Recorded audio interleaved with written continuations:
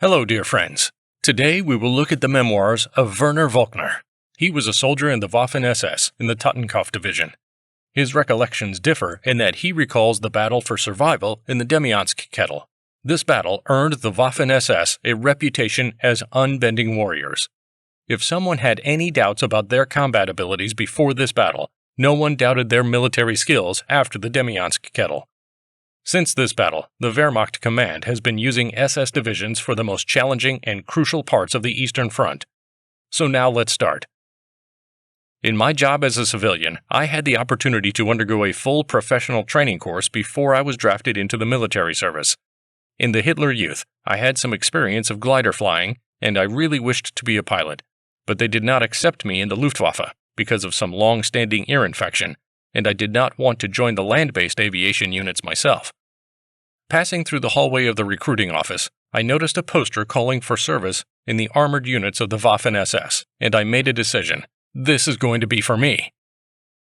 Our training was tough, but not as lengthy for me since I had already completed my pre-army military training. We trained in shooting and marching, went through 8 weeks of basic infantry and specialized gunnery training, and learned how to use various types of small arms. A guy I shared a room with was down with diphtheria, and they sent him to the hospital. Our room was put under quarantine. Before long, the non-commissioned officer on duty arrived to inspect our room. The mess in our room was awful. The officer was enraged and decided to kick everyone out to the military ground. But due to the quarantine, it was impossible. Enraged, he grabbed all the stuff out of our lockers and threw it out the window, helmets and everything else, yelling that he was going to teach us how to keep the room tidy. Naturally, he forgot about the quarantine. There was no way for us to leave the barracks, so he had to leave on his own and find someone to pick up our stuff. There was a favorite method one of our instructors had of keeping us busy. It always happened in the middle of the night. The squad, platoon, or even the whole company had to line up first, and then the order came, return in 3 minutes in your sports uniforms. Those first 3 who returned would be permitted to go back to sleep, and the others would be ordered to return in 6 minutes with full dress uniforms. And again, the first 3 of those who returned would be allowed to go back to the barracks. Some of us tried to cheat and did not completely change out of our uniforms, but just put the field uniform right over the sports clothing. However, all those who made it into the first 3 were thoroughly inspected. The sorrow was for those who were caught by the hand. As we had 5 or 6 types of uniforms, field uniforms, discharge uniforms, parade uniforms, and so on, these drills may have continued all night. Of course, this instilled the spirit of competition, made us stronger, set us up to try not to let the instructor have an opportunity to break us, so it was useful training activity after all. In the Demiansk kettle. On the morning of December 26, 1942, we were informed of the fact that the Russians had broken through our defense line and attacked the supply lines. We were ordered to make up the situation, but when we reached the site, it was obvious that the Ivans had already been here. The trucks were left behind, its stuff scattered all over the place. It was total mayhem. The truck drivers were dragged out of their cabs, and then the Russians either beat them to death with their rifle butts or had their throats slit and bayoneted. The sight was nauseating. Later, we found out that the Russians had escaped from the encirclement. There were not sufficient strength to hold them in the loop. They captured the convoy of transports, looted the supplies, and vanished. We got the order to overtake them on our wheel-tracked vehicles. We overtook them. The fight was short and violent. A direct hit to the engine compartment, losing our speed, not being able to maneuver, we became a motionless target. The first number of our gun crew was shot in the head. The gunner was wounded in the arm, and then our sergeant was showered with shrapnel. The only thing to do was to get out of the vehicle and be quick about it. We jumped out of the vehicle into the deep snow, up to 1 meter in depth, and that helped to cushion the landing, though any further movement was very difficult. I climbed back into the vehicle to grab my rifle. The rules were that rifles had to be fastened to the rack with a special loop. One of my comrades had not taken care of this. His loop caught on my rifle and stopped me for a couple of seconds. That was when a Russian bullet hit the body of the vehicle just beside me. If this loop was not in the way, the bullet was going to hit me. I grabbed 2 rifles at once, and holding the ends of the barrels, I used them as skis, moving ahead in the snow. Having gone no more than 10 meters, I found myself under the fire. I could not see the enemy, and anyway, I had only 5 bullets in each of the rifles. I began shooting wherever I could see the flashes from the shots. but the fact that I was going to get hit sooner or later was just a matter of time. By luck, a wheel-tracked all-terrain vehicle from the sapper platoon arrived to our rescue and saved us. We arrived at the same place the following day to rescue our vehicle. We found the body of our gunner mutilated by the Russians. Obviously, he was dead by that time and could not feel anything. But what did they want to do that for? With the supply situation getting worse, we started turning to hand-to-mouth. We tried to trade bread or eggs from the locals for our cigarettes, but of course, some of us followed the easiest way. Once a local man complained that some soldiers had stolen a pig off his property.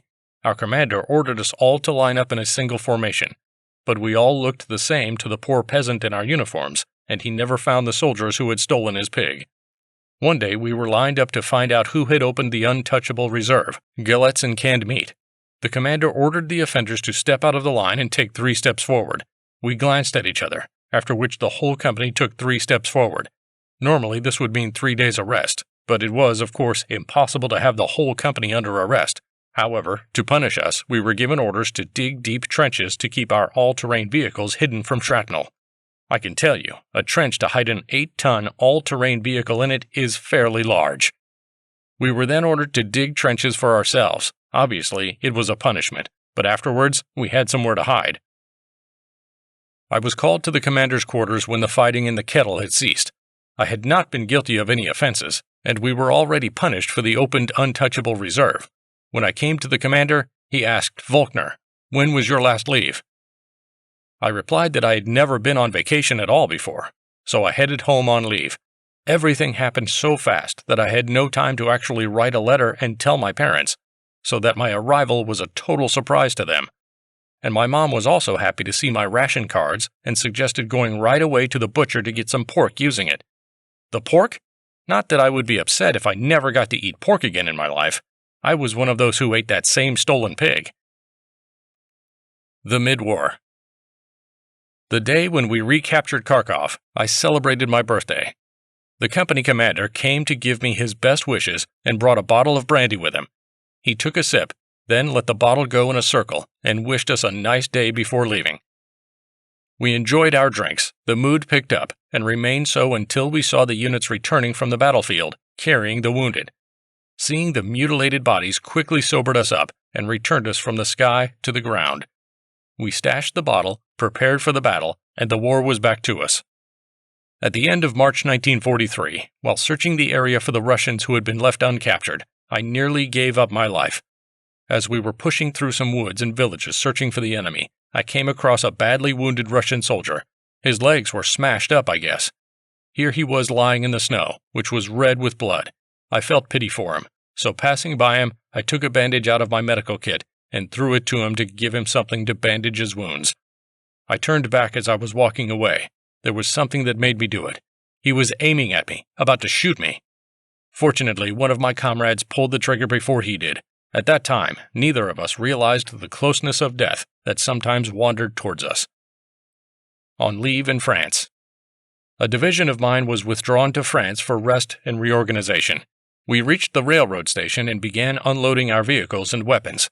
Regrettably, there were not enough tractors for all the guns, and I was left to guard one of the guns for which there was no tractor. 2 hours passed, then another 2. Then it became dark. During all this time, I was still an object of curiosity from the locals. There was no food and no money to buy anything to eat. All I was able to do was to pick a few apples from a neighboring garden. These apples made my gut upset for the following few days. It was only when the evening inspection was over that it became clear I was missing. They simply forgot about me. There was another occasion. One day I was on duty guarding a garage where all our vehicles were. I was feeling pretty bad. At the time of the guard shift the next morning, I was barely on my feet, so I was taken to the hospital. Some non-commissioned officer came up to examine me, but he did not have such sympathy for me and gave me a reprimand. He claimed that I had not been able to perform my duties in a proper manner.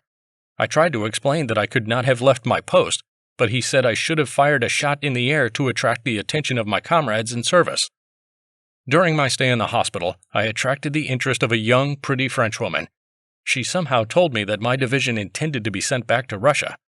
But there was a rumor among the soldiers that we were about to get a tropical uniform and be sent to North Africa. So I made it clear to her that she was mistaken.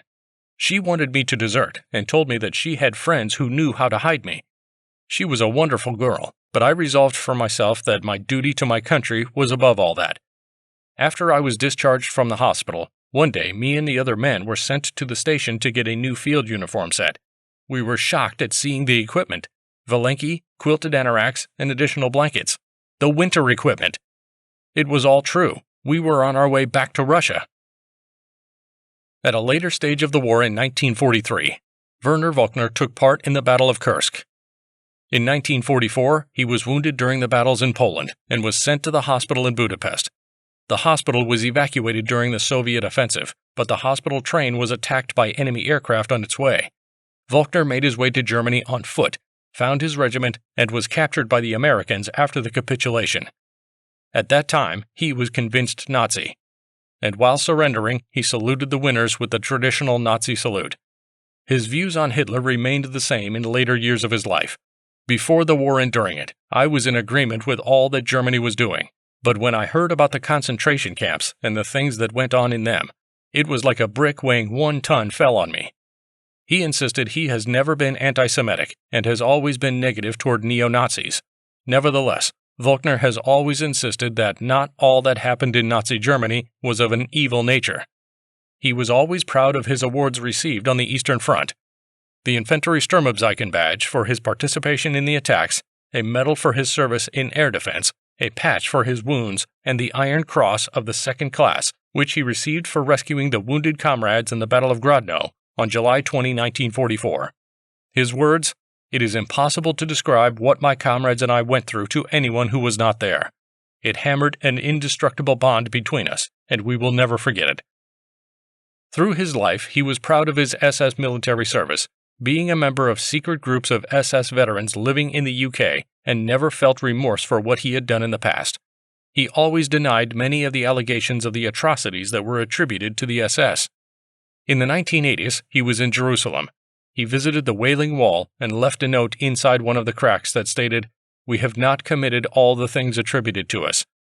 Speaking in an interview with a journalist, he said, "Have you seen the Spielberg movie Band of Brothers? It depicts Americans murdering our soldiers who surrendered as captives. That is why they have no right to complain about Waffen SS soldiers executing any of them." After the war, Volkner was in England and spent 3 years in a prisoner of war camp. After his release, he married an English woman, but his first marriage quickly dissolved, and he was remarried again in 1958. A year later, he decided to show his loyalty to Britain and joined the British Army, a territorial unit of the Westminster Dragoons, attached to the 2nd Royal Tank Regiment.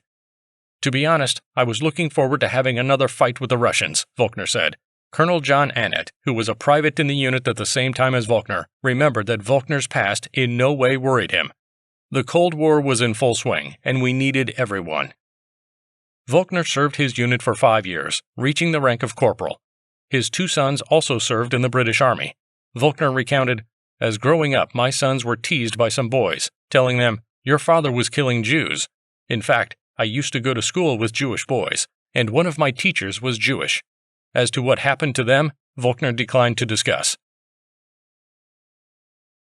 That is all for today. If you enjoyed the video, please like it and support the channel with a subscription. Goodbye to everyone, and see you soon.